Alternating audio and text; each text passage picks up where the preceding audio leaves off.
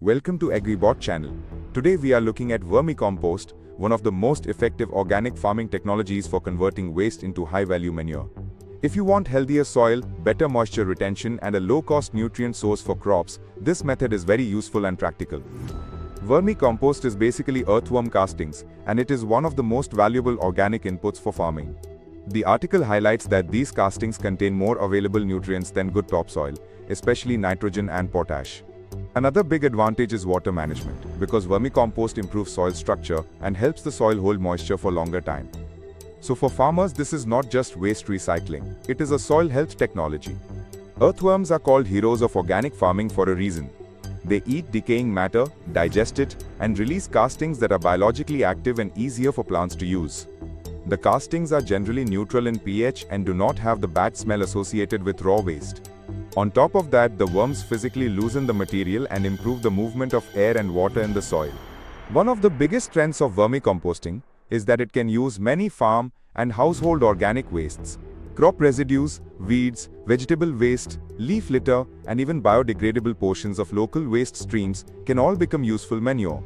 But segregation is very important because metal, glass, and non-biodegradable items must be removed first. Also, fresh wet dung should be avoided directly, while dried dung or pre-digested material is much safer for worms. For successful vermicomposting, worms need a comfortable environment, not just food. The article clearly mentions 5 essentials: bedding, feed, moisture, aeration, and protection from extreme temperature. If the bed becomes too dry, worms cannot survive, and if it becomes too dense, oxygen flow reduces. A shaded and protected place, like an unused shed or covered backyard, is ideal for maintaining stable conditions. Not all earthworms are suitable for vermicompost production. Surface-dwelling species are the correct choice because they thrive in organic waste layers and actively convert biomass into castings. The article mentions African earthworm, redworm, and Perionyx excavatus as promising species. Among these, African earthworm is often preferred because it produces more compost in less time and multiplies well under good management. The production site plays a major role in compost quality and worm survival.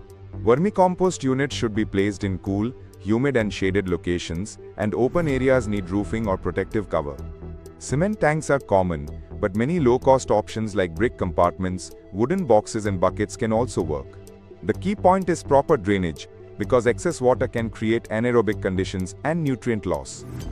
A proper vermiculture bed helps worms settle quickly and work efficiently.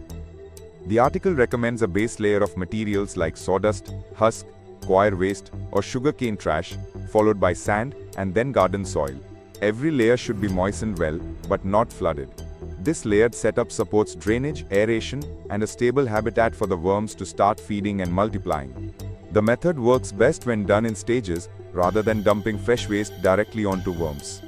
First, collect and clean the organic waste, then pre-digest it for around 20 days with cattle dung slurry. This makes the material softer and safer for worm consumption. After composting, the finished product should be sieved, and any partially decomposed matter can go back into the bed for another cycle. Harvesting is not just about collecting compost, it is also about preserving quality. Sieving gives a more uniform product, and proper storage helps maintain moisture and beneficial microorganisms. If the compost is over-dried or left exposed, some of its biological advantage can reduce. Good vermicompost should look dark, feel crumbly, and have an earthy smell rather than a foul odor. So, vermicomposting is a smart way to turn biodegradable waste into a nutrient-rich organic fertilizer while improving soil structure, water retention, and microbial life. If you found this useful, like the video, share it with fellow farmers and subscribe to AgriBot channel for more practical organic farming technologies.